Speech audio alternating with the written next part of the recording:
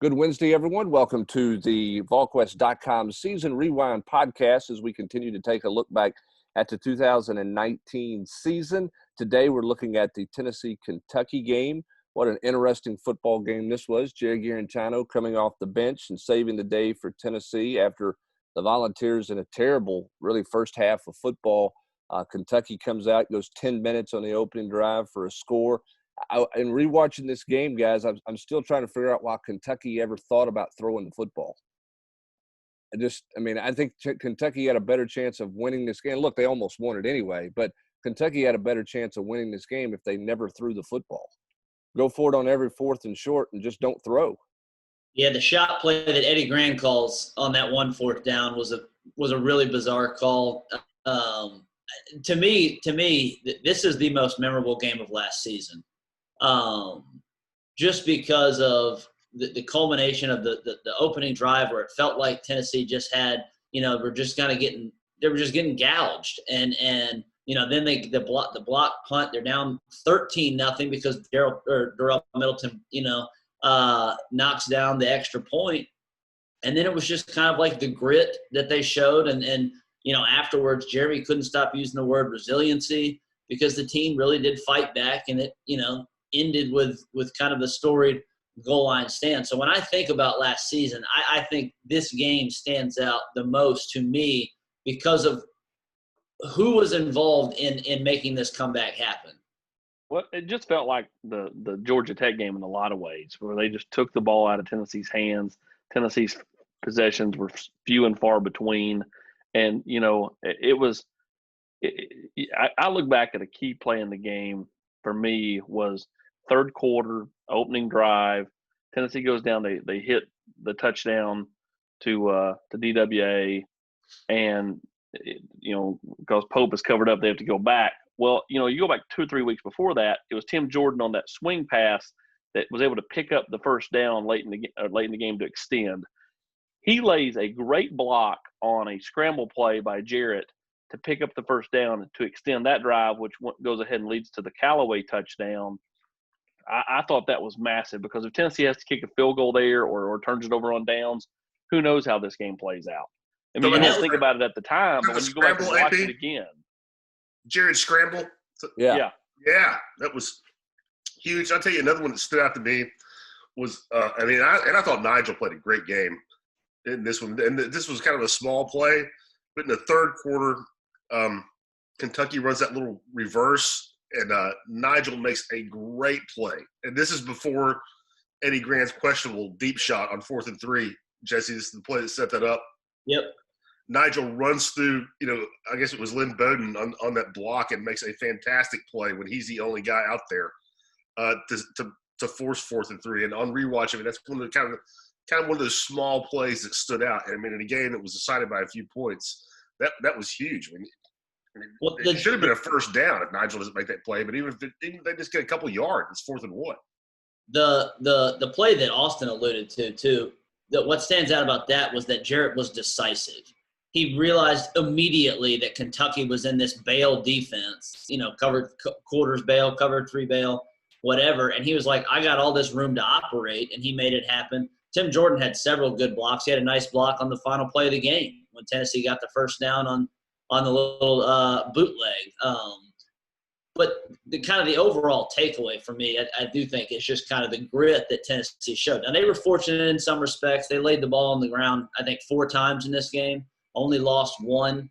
But to bow up defensively, to have, again, all these cast-offs, we've joked about it, the Rob's, Butch Jones orphans, they all showed up in this game, and they all contributed in some way for Tennessee to win. Tennessee doesn't win this game if Marquez Callaway doesn't play 500, and come down with some just ridiculous catches. Jawan made plays. Obviously, Warrior was fantastic. But even like lesser known, it was Bumphus had some plays. Blakely, was there. Jaquan Blakely was there on the final, one of the final stops. So just Matthew Butler. Yeah, Matthew Butler, for so many quote-unquote cast-offs to kind of contribute in such a big win, that's why this game just stands out above the rest to me from last season. Well, and I think the other thing too, Austin, that jumps out to me is, I remember at the half, Jeremy Pruitt doing the interview with the Vol Network, and he went pretty much scorched earth on Brian Maurer at the half. I mean, he declared, we're changing quarterbacks. We got to have somebody who wants to play, who's, going to make the plays you're supposed to play. They go to Jared, and it was a different mindset from Jim Chaney, Austin, when they put Jared in the game. It was cut it loose and go. It was not – they were down. They had to go score anyway. But it was empty backfield. It was, hey, we're going to put it on Jared's shoulders to go make plays. When in other games when he'd come in relief, it felt like, Austin, they were sort of managing the game with him. They basically said at this point, go win us the football game. And he did. That's the best half. I mean, the next week at Missouri, we all know he puts up huge numbers. But for what he did in that half, cold, coming off the bench at Kentucky, I think that's the best he played from a decisiveness and just going and making plays. Well, I think he had to let him cut it loose, because had they come in with a similar type conservative play calling in the second half, I don't think Tennessee wins the game. I think, and the fact that Jarrett come out and he hit his first few and kind of gotten a little bit of a rhythm, and I think when you couple it all together, I thought when he stepped up before he throws the touchdown pass to Palmer, he steps up and delivers that ball and Palmer's knees down. But that was a play where he stepped up and, as Jesse said, was decisive. Clearly stepped up, threw a strike, and of course they scored, a play later. But I mean, I thought Jarrett's overall, second half performance, you're right, was probably as good as he had all season when you look at the scope of the game. I mean, if Tennessee loses this game, that means they have no wiggle room the final two, and who knows what happens. But they won, so then they had a little bit of wiggle room, and they went out and won the last two, and of course beat Indiana in the bowl game. So, this game was big for Tennessee just to get over the hump. Not that they need to get over the hump over Kentucky, but to get over the hump and trying to get back to a bowl game. Because when you won this, when you felt like, okay, they can win one of their final two, they can beat Vanderbilt, and they're playing with house money at Missouri. So the second half was massive for Jarrett, and I think massive for his confidence. Even though he did regress at points like against Indiana, where he kind of went into a little bit of a funk. Well, and I thought, Jesse, that the play Austin's referencing where he throws it to Palmer and Palmer's knees down was as good of a football play as he made all season long. I really did. I mean, because he felt the pressure. He stepped up. Eyes were downfield. He didn't start looking for ghosts, and he made a decisive, strong play on the run. I mean, I think when you look at it, you go, "Where's that guy all the time?" Because that was as good of a football play as he made. Yeah, and Jordan Rogers on the broadcast doesn't say it about that particular play, but when Jarrett threw that kind of one of those big plays to Callaway, and he was complimenting Jarrett on ball placement, he made the assertion that he'll make great throws like this, and then he'll make throws that make you pull your hair out, and plays of what are you doing? And the play to Palmer was a fantastic example of that, because he did climb the pocket immediately, deliver a strike, and then came back with another fade. I'll be curious again, spinning this forward. Jarrett, this was one of the few games that Jarrett showed real mobility all season. Seemed to kind of have his legs underneath him. Now that he's bigger, 235 allegedly now. How does that kind of change what some of the stuff he does in the game?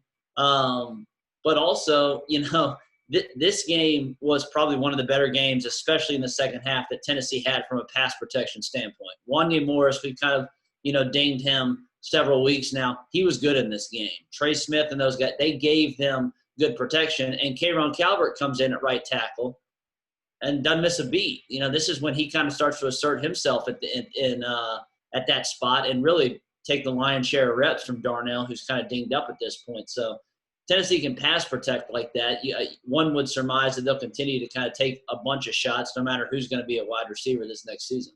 And, Rob, I think when you look at this too, you have a team and a defense that we've been watching come together for the last 2 or 3 weeks in doing this rewind. The halftime adjustments they made going into the second half and what they got done in the second half tells you the understanding that this team has to be able to adjust a plan on the fly and make the adjustments that they need to make moving forward. To me, the second half of this, as good as Jared was, shows continued growth on the evolution of Derek Ansley and Jeremy Pruitt's defense because of their ability to make adjustments that are effective and to go be productive that way. Yeah, maybe showed up as much in this game as any all season long. I mean, it was they were getting gashed. I mean, you already referenced that first drive with 17 plays, almost 10 minutes of the first quarter, and then Tennessee gift wrapped that second touchdown with a block punt. But you just felt the momentum shift. I mean, the second half started exactly like you wanted it to. Jarrett goes down, leads them. You make a quarterback change, boom, you get exactly what you want out of it. Long touchdown drive, hits the big, kind of jump 50-50 ball to Callaway. Then you come out, sack, 3 and out on the first series. Kentucky did put a little bit of a drive together the second time they had the ball, but Tennessee eventually, gets them off the field, and Jared comes back again, 14-0. I mean, it was and the announcers talked about it, but you could just feel it. It clicked, and Tennessee goes from this kind of grasping at straws in the first half to where it's 17-13 going into the fourth quarter. I mean, the third quarter, if Jeremy had went in and written a script at halftime, that's how he wanted to have it unfold. That's how it went. And, yeah, I mean, you have to give a ton of credit to the coach. Some people will say halftime adjustments are overrated, Hubbard. Some coaches will feel that way. But I thought you really saw some guys, make some changes and see that show up on the field in Lexington. And as you spin it forward, Austin, from I don't want to be a negative side, but you do understand and you do realize in this game how difficult or the importance of Tennessee finding some answers at safety because of how well Nigel played, what Daniel Petulli does for Tennessee at linebacker. These are the questions we've been talking about. But as this team has won down the stretch, they win with some of these seniors that they're going to have to replace. No doubt. And we were asked in the chat Monday night, the weakest part of this football team, and offensively, I think it's tight end. Defensively, I think it's safety. Just because not because they don't have talent at the positions. I don't know how much talent they have at tight end, but they have some talent at safety. They just don't have a lot of depth at safety. And so, if you have a key injury there, where would that put you? And so, I think what's that? McCullough got pulled in this game. Yeah. Well, I mean, he was a freshman, and he's going to have those growing pains. For every game where he played really well, you're going to have that kind of bump in the road. So, for me, I look at it, in Brent's eyes, to the point where Tennessee is going to have to find an answer for Darrell Taylor, who's going to be opposite Kayvon Bennett. Is it one of these freshmen that step up and make some plays? Does somebody else emerge? Is it as simple as Quavaris Crouch or Jeremy Banks sliding over to the inside to help Henry with in replacing Daniel Petulli?